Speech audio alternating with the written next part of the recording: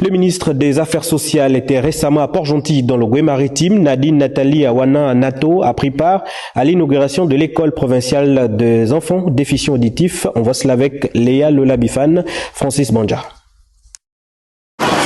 Dans la dynamique d'inclusion voulue par les autorités, les enfants déficients auditifs de la province de Gué-Maritime ont désormais un cadre d'apprentissage pédagogique.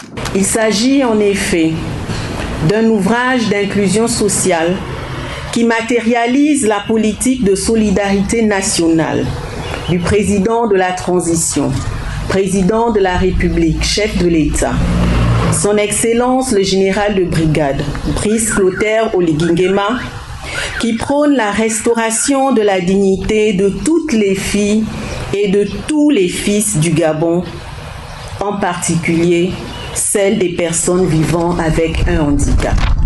L'école provinciale des enfants déficients auditifs de Port-Gentil est un joyeux important spécialisé dans la prise en charge de tous les jeunes vivant avec ce type de handicap dans la province de Gué-Maritime en vue de contribuer à leur autonomisation par un apprentissage de qualité et une insertion professionnelle réussie dans notre société.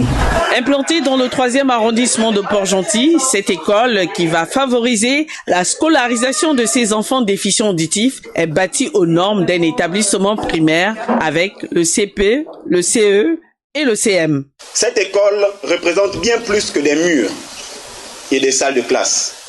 Elle incarne l'espoir, l'inclusion et la promesse d'un avenir meilleur pour nos enfants.